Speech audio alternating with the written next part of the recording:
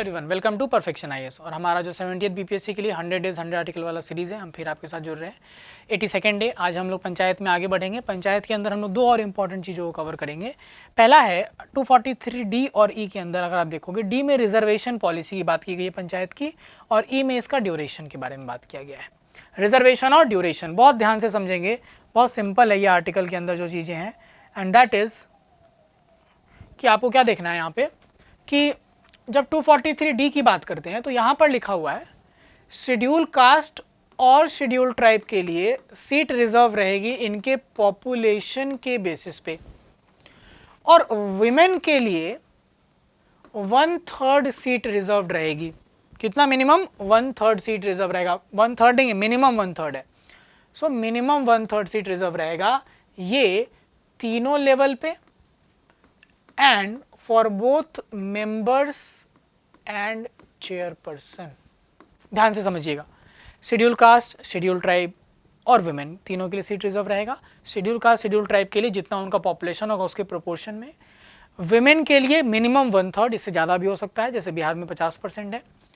अब ये रिजर्वेशन कहाँ कहाँ अप्लाई होगा? तो तीनों लेवल पे, ग्राम पंचायत, पंचायत समिति, जिला परिषद, और दोनों ही पोस्ट के लिए, मेंबर्स वाले में भी और चेयरपर्सन वाले में भी। अब चेयरपर्सन तो एक होता है, तो ये क्या होगा? रोटेट होता रहेगा।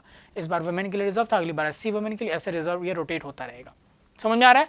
तो ये कंपलसरी पार्ट में दिया गया।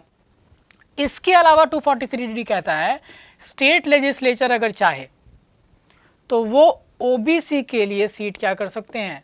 रिजर्व कर सकते हैं। यानी कि ये स्टेट के ऊपर छोड़ा गया वॉलंटरी प्रोविजन है, जैसे बिहार ने कानून के अंदर ओबीसी को रिजर्वेशन भी दिया है, बिहार पंचायती राज एक्ट के अकॉर्डिंग। लेकिन ये कंपल्सन नहीं था, स्टेट चाहे तो दे सकता है, नहीं तो छीन सकता है। तो ओबीसी का रिजर्वेशन क्या है? वॉलंटरी प्रोविजन है, ये कंपल्सरी था। क्लियर यहाँ तक? ये रिजर्वेशन का पार्ट हुआ। और 243 कहता है ड्यूरेशन।